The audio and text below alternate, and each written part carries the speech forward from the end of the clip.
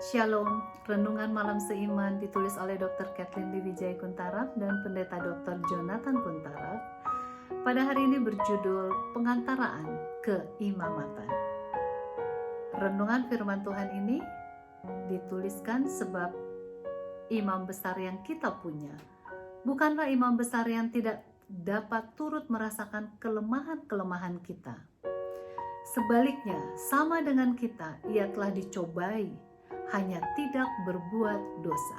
Ibrani 4 ayat 15. Oleh sebab kasih karunia Allah yang nyata di kayu salib, maka hukuman atas dosa-dosa manusia telah sepenuhnya dibayar.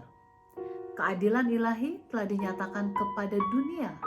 Dari sudut pandangan hukum, dunia ini telah dipulihkan sesuai dengan kehendak Allah sebagaimana yang tertulis dalam Roma 5 ayat 18. Perdamaian atau rekonsiliasi telah disempurnakan di kayu salib, di mana ini tadinya dibayangkan melalui korban persembahan. Hanya dengan pengorbanan ini, maka orang berdosa yang telah bertobat dapat berhadapan dengan Tuhan. Nah, kalau korban pendamaian diperlukan, mengapa pula harus ada seorang imam?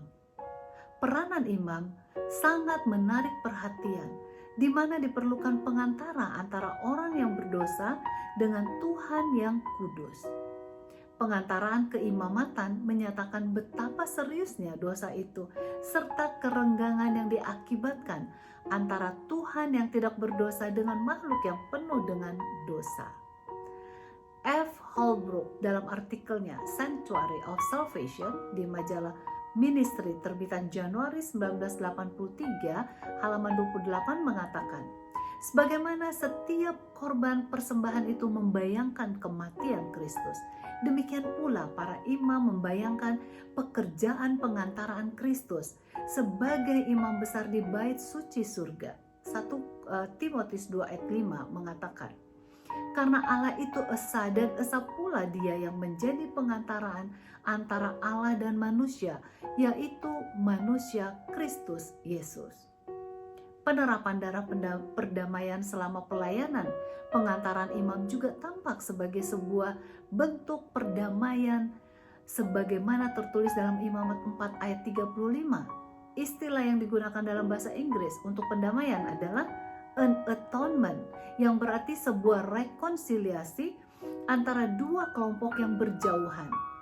Sebagaimana kematian yang mendatangkan perdamaian Kristus dengan yang mendamaikan dunia kepada Tuhan, demikian pula pengantaraan yang diadakannya atau penerapan jasanya yang tidak berdosa dan kematian penggantinya membuat rekonsiliasi atau perdamaian dengan Tuhan sebagai realitas pribadi bagi orang yang percaya kepadanya.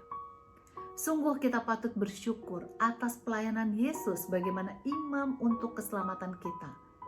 Kiranya kita sama sekali jangan menyia-nyiakan kasih Kristus yang demikian besarnya demi keselamatan kita, manusia yang berdosa ini. Tuhan Yesus memberkati.